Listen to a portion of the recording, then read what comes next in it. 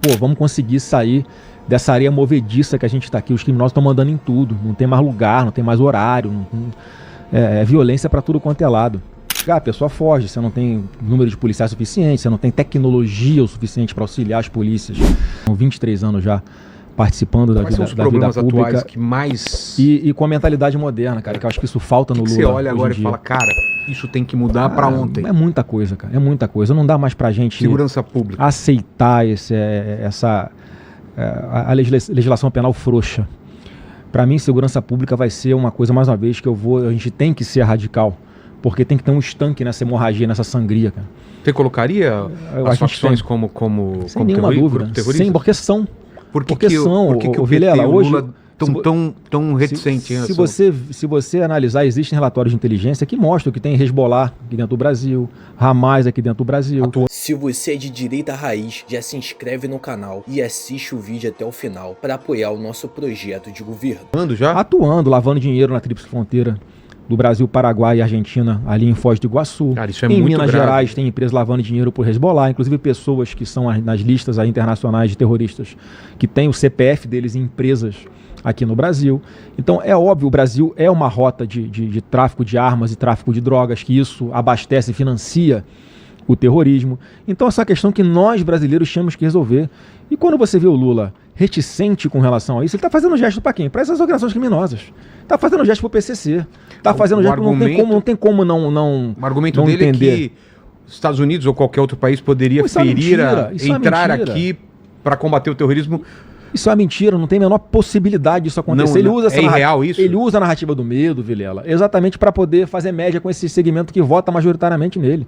Todo mundo cita aí, dá um Google aí, vocês vão ver, 2022, como é que as cadeias ficaram em festa quando o Lula foi anunciado presidente da República. Por quê? Lembra um diálogo do Marcola que vazou, um áudio? Com o PT nós tinha diálogo cabuloso. Aí com esse governo Bolsonaro, esse diálogo veio a público em 2019, com o governo Bolsonaro a gente não tem mais esse diálogo. Já transferiram os cabeças das facções criminosas para presídios de segurança máxima, presídios federais. Então tem que ser isso. E dá para fazer. Eu vi ali como é que funciona em El Salvador. Lá um país pequeno conseguiu. Eu tive lá. Qual que é? Eles fizeram algumas coisas que nós já começamos a fazer. Que foi mudar a legislação penal. Lá são várias coisas, mas a lógica era a mesma, tá? O Vilela lá são chamadas pandilhas, né? Que são as organizações criminosas que tem aqui no Brasil. Que eram essas organizações criminosas que dominavam territórios. Então, eles tinham que recuperar esse território. E como havia um modus operandi dessas quadrilhas, havia uma hierarquia, eles eram uma espécie de empresa do crime. Eles eram um governo paralelo que impunham as suas leis naqueles locais. Então, assim, eles criaram lá um crime de pertencimento a uma organização criminosa. Então, simples fato de você ser identificado como pertencendo a uma pandilha daquela... São tatuagens, né? Isso também ajudava a identificar. Ajudava a identificar. Lá, por exemplo, tinham facções criminosas que quando você via tatuagem que eram gotinhas no rosto do vagabundo, sim, aquilo era a quantidade de policiais que ele já tinha matado. Cara. Aí tinha alguns desenhos que identificavam, essa aqui é da pandilha A, essa aqui é da pandilha B. Então eles criaram eles mudaram a legislação penal, criaram esse crime de pertencimento a uma facção criminosa e começava a pena com 20 anos de cadeia e sem direito a nenhum benefício de progressão de regime, essas coisas. Aqui a gente fez isso agora, recentemente. Eu até ajudei a construir, junto com o Derrit, foi o relator desse projeto na Câmara dos Deputados. Né? O Lula, por medo de ser vinculado a um defensor de bandidos e não defensor das vítimas, como nós defendemos o cidadão de bem, ele acabou sancionando as partes principais e hoje, no Brasil, você pertencer a uma organização criminosa também começa uma pena de 20 anos de reclusão. A gente mudou o percentual da pena que a pessoa tem que cumprir para ter direito a uma progressão de regime, por exemplo. Nós mudamos os critérios para audiência de custódia, ou seja, que essa porta giratória que o marginal rouba, tem 100 inquéritos por roubo de celular, o cara pega o roubo de celular de novo e é solto no mesmo dia na audiência de custódia. Isso vai acabar. Agora é uma espécie de... um critério lá que é uma habitualidade criminosa. Então, apesar da pessoa não ter uma condenação transitada em julgado, porque ela só é reincidente quando ela comete um crime, novamente, ela é condenada a segunda vez, já tendo uma condenação transitada em julgado anteriormente. Agora não, se o cara é um criminoso habitual, o juiz já pode, ao invés de conceder a liberdade provisória para ele, manter ele preso. A gente criou o crime autônomo de porte de fuzil, que não tinha. O STJ, o Superior Tribunal de Justiça, no final de 2024, eles entenderam que o fuzil era um instrumento de trabalho do traficante de drogas. Porque numa situação em que um cara foi condenado por tráfico de drogas, portando um fuzil também, ao invés de eles considerarem isso um crime autônomo, ou seja, o cara vai responder pelo tráfico de drogas e pelo porte ilegal de fuzil, fuzil não é para fazer eles coisa boa, consideraram que esse aqui era um instrumento para garantir a atividade final dele.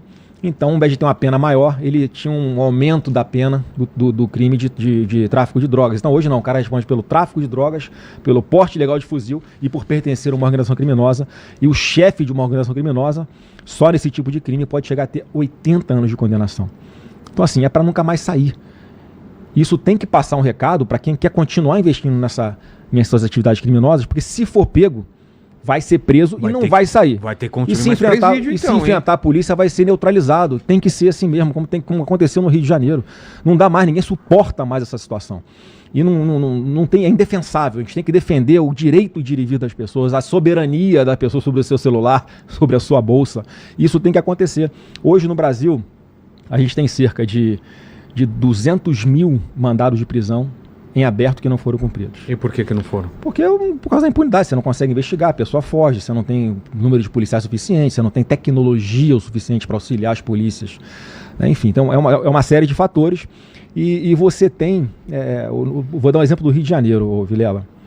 Nós temos 43 mil presos no Rio de Janeiro, no estado do Rio de Janeiro. Sabe quantas pessoas só a polícia militar prende por ano no Rio de Janeiro? 46 mil. Então, olha como é que é a porta giratória, olha como é que é a impunidade. Vai ter que construir presídios, sim. São aproximadamente... A tua experiência lá, eles construíram construíram em menos de um ano um presídio que é o CECOT, né, o Centro de Combate ao Terrorismo, que eles enquadraram essas facções criminosas lá como terroristas.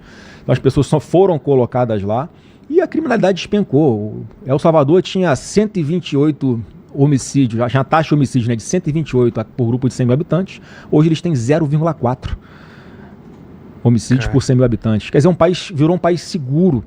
Tá? Então, vi cenas, a galera saindo à noite com família, criança e bebê no centro da cidade. E assaltando de novo, matando gente, mata policial, mata mulher. Aqui no Brasil. Então, assim, são os saidões que a gente também acabou. Né, com as saídas de feriados, né? Aquela história de alguém uma mulher que assassinou o pai e a mãe, dia dos pais e das mães, ela sai da cadeia e vai para casa. É um tapa na cara da sociedade. Então aqui a gente consegue, só para concluir a parte dos presídios, então a gente tem aproximadamente ali, Vila, 500 mil vagas de necessidade de construção de presídios. Para se construir mais presídios? Então precisa ter vontade de fazer mais nada. Não precisa aprovação? Não tem que ter aprovação, tem que ter investimento. E seriam privados ou do Estado? Não, os presídios hoje no Brasil são privados, são administrados pelo poder público, né? Então, são servidores penitenciários. Mas a ideia é privatizar alguns ou não? Eu não estou nem pensando nisso, porque tem uma prioridade, a gente tem que fazer a lei ser cumprida, a gente tem que manter esses caras mais tempo presos, porque, Vilela, são sempre os mesmos ali, 80% dos crimes são cometidos pelas mesmas pessoas. Só de você tirar eles do convívio social, já vai ser uma sensação imediata de melhoria na segurança pública no nosso país. E se nós construirmos 500 mil vagas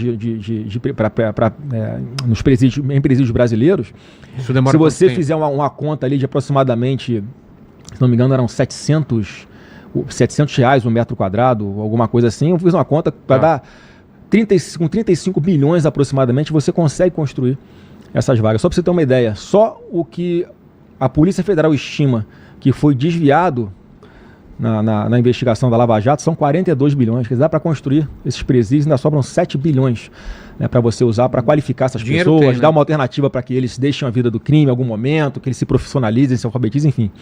Não, aqueles que queiram deixar a vida do crime também tem que ter um caminho para seguir. Então, assim, óbvio que eu estou reduzindo, estou falando só da parte criminal, tem a parte da educação, tem a parte social, tem a parte familiar, tudo isso acaba, de uma forma ou de outra, impactando em índices de criminalidade. Eu estou falando aqui apenas de uma vertente, que eu acho que a gente consegue dar um passo importante agora com a entrada em vigor dessa lei. E o pessoal, quando você fala nisso, quais são as críticas em relação a esse medo da buquelização aqui do Brasil? Eu acho que quem tem que ter medo disso é o vagabundo, né, cara? Então, assim, os defensores de direitos humanos têm que entender que a gente tem que defender direitos humanos para as pessoas que estão sendo vítimas hoje, que estão morrendo por nada, cara.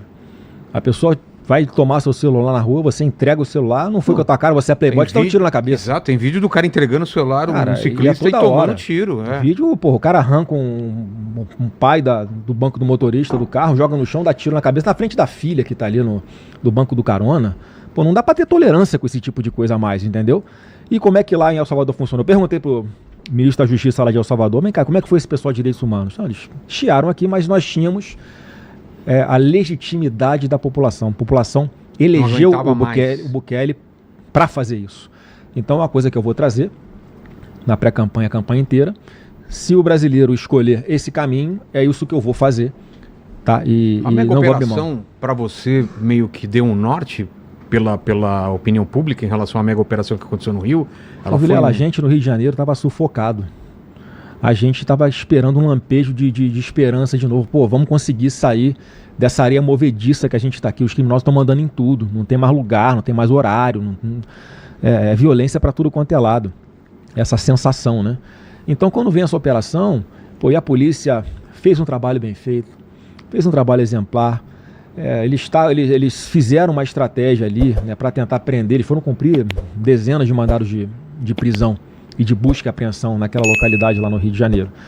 Então foi na madrugada um tiroteio no meio do matagal. Porra, quem tá no meio do matagal de madrugada, portando um fuzil, não tá fazendo turismo, né? Então, assim, houve ali o confronto, né? Enfim, felizmente não teve nenhum inocente ali que foi morto. Infelizmente tivemos policiais baleados, né? E os marginais aí que resolveram enfrentar a polícia foram neutralizados, foram mais de 120. Se você é de direita raiz, já se inscreve no canal e assiste o vídeo até o final para apoiar o nosso projeto de governo.